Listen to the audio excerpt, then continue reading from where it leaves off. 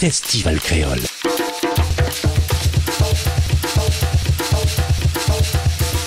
À La Réunion.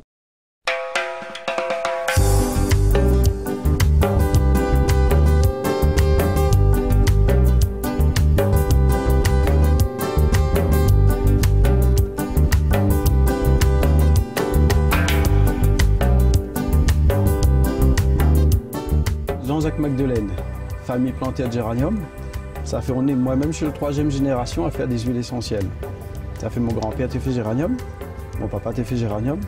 Et ça fait moi aussi, plantaire de géranium aussi. Et nous l'a diversifié. Ça fait nous en huile essentielle. Là, ici, on est situé à 1400 mètres d'altitude. Hein. Ça fait nous fait à peu près une dizaine d'huiles essentielles. Ça fait nous fait géranium, nous fait cryptoméria, du camphre, eucalyptus, du romarin, du cyprès, tout ça. Ça fait on fait toutes les plantes d'oran qu'on trouve. Comme la médecine en aromathérapie se développe. Beaucoup de gens se soignent aux huiles essentielles, mais ça fait on fait plusieurs huiles. Mais sinon, géranium, on le fait depuis des années et des années. Et ici, à Maison du Géranium, c'est-à-dire c'est un mini-champ en présentation, la variété de géranium qu'on plante ici à La Réunion. Et ça fait géranium. Ça fait tout le monde l'appelle géranium. Mais en fait, c'est pas un géranium, c'est un pélargonium. C'est le Pélargonium graveolens. C'est-à-dire c'est un croisement entre deux variétés de pélargonium, Capitatum et Radens, qui ont donné cette variété de pélargonium, Pélargonium graveolens, qu'on appelle tout simplement Géranium rosa, parce que son essence rapproche plus à celle de la rose. Parce qu'auparavant, on distillait de la rose en métropole. Et l'huile essentielle, et on appelait ça la rose de Damas. Et l'huile essentielle de rose, c'est 30 000 € le kilo.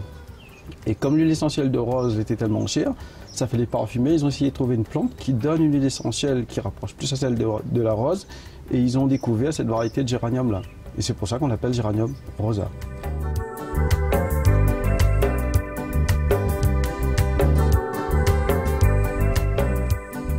Là, ici, c'est-à-dire, là, c'est des alambics tout en cuivre. Ça fait depuis son introduction à La Réunion, ça a toujours resté des alambics comme ça. Mais aujourd'hui, on ne fait plus des alambics en cuivre, on fait des alambics en inox. Là, on a un grand qui a une contenance de 1000 litres et on a un petit alambic aussi à côté. Et à côté, on fait du romarin, tout ça par exemple. Et là, cet alambic-là a une contenance de 1000 litres. 1000 litres, c'est-à-dire avant de mettre du géranium dedans, on met 250 litres d'eau à l'intérieur de la cuve. Ensuite, on rajoute un croisillon de bois qui fait 50 cm de hauteur. Et sur ce croisillon de bois-là, on rajoute un plancher de bois. Parce qu'il ne faut pas que le géranium baigne dans l'eau. Après, on met les 250 litres d'eau et on fait un bon fuste en dessous. Et quand l'eau commence à bouillir, c'est là qu'on commence à mettre le géranium dedans. Et ensuite, là-dedans, on fait entrer en 300 à 350 kg feuilles et branches de géranium à l'intérieur de la cuve.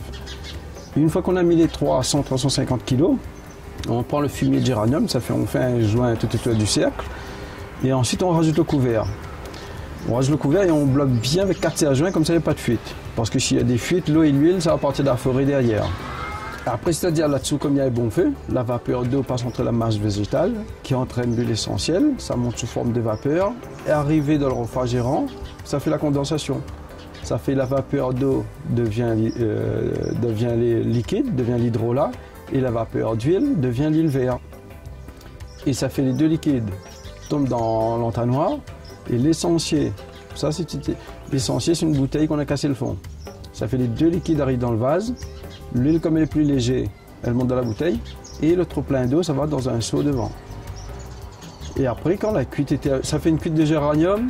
Une fois que ça commence à couler, en 2h30, on arrive à extraire toute l'huile essentielle qu'il y a dans le géranium. Contrairement à cryptoméria, une cuite de cryptoméria, il faut compter 15 heures de temps pour extraire toute son huile essentielle. Voilà. Après, une fois qu'on a tout distillé, en général, c'est une coopérative qui récupère toutes les huiles essentielles de l'île. Et cette coopérative, l'île revend ça à la ville de Grasse, comme toutes les grandes parfumeries se trouvent à Grasse. On fait géranium. Oui. Géranium, on le fait depuis des années. Et le géranium, c'est ça, en fait. Ça fait nous-mêmes, on est la 3e génération à le faire. Ah, d'accord. Géranium.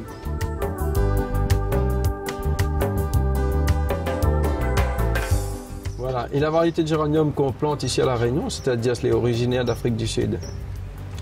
Originaire d'Afrique du Sud, et la première culture a été faite du côté Côte d'Azur, Grasse.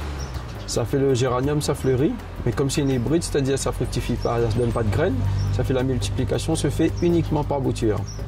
Et ça fait du côté Côte d'Azur, Grasse là-bas, ils conservaient les boutures sous serre et ils sortaient les boutures début printemps. Ça fait, ils mettaient ça en terre et ils faisaient 2 récoltes dans l'année. Nous, on a commencé à planter ici dans les Hauts de l'Ouest à partir des années 1920. Et entre les années 1920 jusqu'à les années 1980, on avait 15 000 hectares plantés en géranium. 15 000 hectares, ça a commencé depuis dans les Hauts-de-Sainte-Marie jusqu'à dans les Hauts-de-Saint-Joseph. Ça fait sur tout ce versant-là, était couvert de géranium. À La Réunion, ici, vous savez, on a la côte au vent et la côte sur le vent. La côte au vent, on ne peut pas le planter parce qu'il pleut presque tous les jours. Et aujourd'hui, sur toute la Réunion, il reste entre 80 et 100 hectares en géranium. Et ça fait les personnes qui font du géranium aujourd'hui, c'est plus les anciens. Ça fait les gens qui sont à la retraite, ça fait c'est fini. Ça fait nous, on tient tout ça par rapport, on fait plusieurs huiles essentielles. Et puis on a une petite boutique artisanale à côté, ça nous permet de tenir. Mais si on faisait uniquement géranium tout seul, ça fait longtemps qu'on aurait arrêté.